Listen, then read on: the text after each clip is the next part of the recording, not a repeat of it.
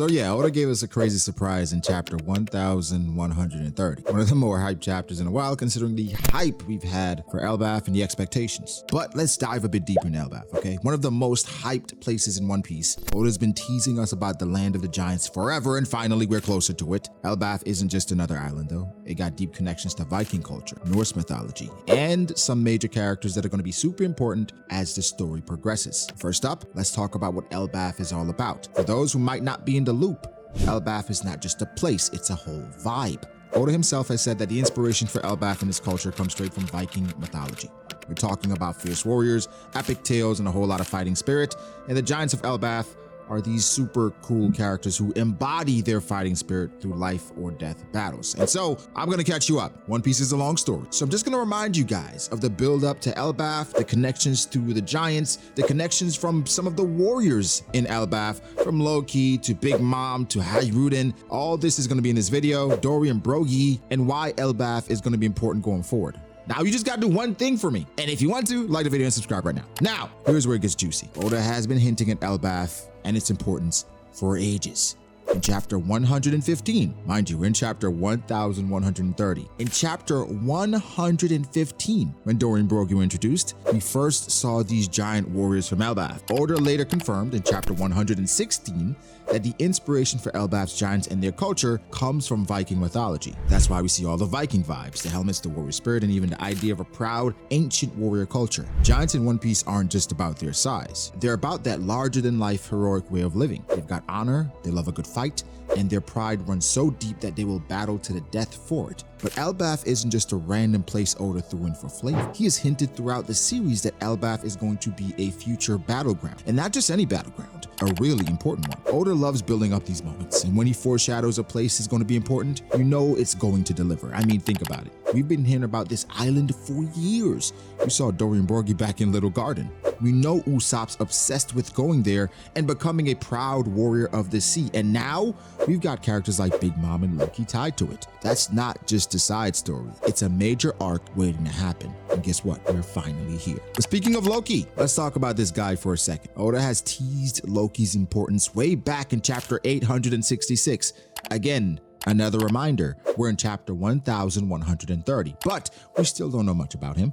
We know he's a prince of Elbaf and the giants respect him, but Oda's keeping his full role under wraps. And if you know Oda, you know that means something big is coming. Loki's name is no coincidence either, because in Norse mythology, Loki is the trickster god, always stirring up trouble. And could we see something similar with this Loki? Maybe he's not the hero we were expecting, but the devil we didn't know existed, or maybe he plays a more complicated role in the grand scheme of things. Something I've been thinking about as well is how Loki is viewed as the stain of Elbaf. They are ashamed of him. If Loki's this warrior god and he's just super powerful and dominating, why don't they respect him? I mean, it could just be about honor, where he's doing dishonorable things like sneaking up on his dad, and maybe he truly is a trickster. But if Loki is this dominating figure that's stronger than everybody else, that you need an entire army to take him down, that's somebody that should be praised in Elbaf. Are you about that life or not, Elbaf giants? But I think it's more so about honor, and Loki does not do things in an honorable way. That's where I'm leaning. Now, let's take a moment to dive deeper into the mythical tapestry that Oda has woven into the very fabric of Elbaf. Drawing from the rich well of Norse mythology, each character and plotline in Elbaf isn't just a random inclusion. They're carefully crafted echoes of legendary figures whose tales have thrilled audiences for centuries. Fenrir, the beast of Ragnarok. Now imagine this massive, terrifying wolf straight out of your wildest nightmares. Fenrir isn't just a monster. He's the ultimate symbol of bound wrath and chaos, destined to break free and bring about the end of the world during Ragnarok. Now, picture a devil fruit that gives someone Fenrir's monstrous strength and fury. This isn't just a power, it's a cataclysm waiting to happen, and whoever holds this power could literally rip through enemies like paper. A force of nature on the battlegrounds of Elbaf. Valkyries, the battle maidens. Valkyries are not just your average warrior chicks. They're the elite, deciding who dies and who gets an all-expense paid trip to Valhalla. In One Piece, what if we got a character or power that could sway the flow of battle, picking who gets to stand and who bites the dust? It would add a whole new level of strategic badassery to the fights, with high stakes and divine intervention wrapped into one. I presume at some point we will see some Valkyries. Maybe those could be Loki's underlings. Who knows? He seems to be a pretty cool guy with some charisma. I am definitely ready to see some Valkyries because we know in One Piece how Oda's gonna sauce it up. Those designs are going to be peak. Now, the world encircling serpent. Jormungand. This gigantic snake isn't just big, it's a cosmic scale huge, coiling around the world with a bite that spells doom for the thunder god, Thor. A devil fruit with the hint of Jormungand could mean command over sea and earth, with powers that could bind or crush foes without breaking a sweat. Imagine a giant with that kind of muscle.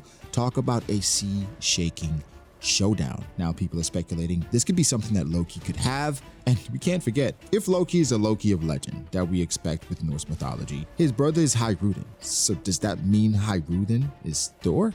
I don't know.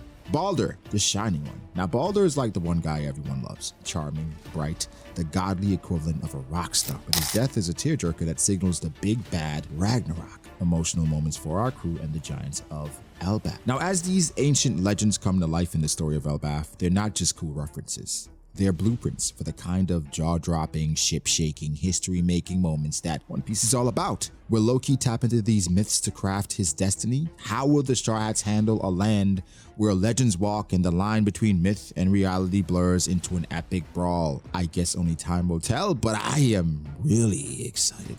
Now let's shift a little bit to Big Mom and her crazy ties to Elbaf, because I think that big woman could be an Elbaf. Because if you remember back when she was a kid, she totally destroyed her chances with the Giants. She basically ruined her relationship with them during her rampage in Elbaf. Now, as we learned, she initially wanted to create her own family with the Giants, but things went south really quick. This rejection fueled her ambitions and eventually led to her creating the Whole Cake Island, where she tries to build her own family empire. So yeah, Elbaf plays a massive role in her character development and her motivations as a Yonko. This old hag went as far as to fund Caesar the Clown and his experiments to create artificial giants. Oda even highlighted this again in chapter 892, mentioning the Spear of Elbaf and its connection to Big Mom. The legendary weapon has roots in its island's lore, and Big Mom, being the powerhouse she is, has history with it. Elbaf's not exactly on good terms with her, and that's bound to play a part when the Straw Hats finally make their way there, especially since they played a major part in taking down Linlin and Wano. Now, we cannot mention Elbaf without bringing up God D. Usopp. In chapter 819, Oda teased that Usopp's journey to Elbaf is going to be crucial for his growth. We all know Usopp has been dreaming of going to Elbaf since chapter 118, and his whole journey has been about proving himself, going from the scaredy cat sniper to a brave warrior of the sea. And again, you can be brave, you don't have to be overwhelmingly strong. That's what I foresee for Usopp, and Elbaf is going to be the place where Usopp really shines and gets stronger. If you've been following his character arc, you know that this is the moment he's been building up to. He's always looked up to the giant warriors and admired their monstrous strength and fighting spirit, and when he finally gets to Elbaf, it is going to be huge for him. Oda's been setting the stage for Usopp's growth, and Elbaf is going to be the place where he proves that he's not just a liar with big stories, but a true warrior with the spirit of a giant, even though his lies come true. Very interesting stuff. Now, let's take a moment to talk about Hyruden, and a key figure not only in Elbaf, but in the overall One Piece world, whose dream is to restore the legendary giant warrior pirates to their former glory. Also, for those who might have missed the connection in the recent chapter, Hyruden is actually the first prince of Elbaf, and his significance goes far beyond just being a powerful giant. He's also the older brother of Loki, the prince we've heard so much about. Now, while Loki's full role is still shrouded in mystery, we do know that his brother Hyruden has already made a massive impact on the story, especially during the Dressrosa arc. Some people may disagree, but if you remember, during the chaotic events of Dressrosa, Hyruden joined forces with Luffy to take down Doflamingo's tyrannical regime. He wasn't just another giant in the background. Hyruden played a pivotal role in the battle. This guy went toe-to-toe with some seriously tough opponents, showing off the sheer power and the pride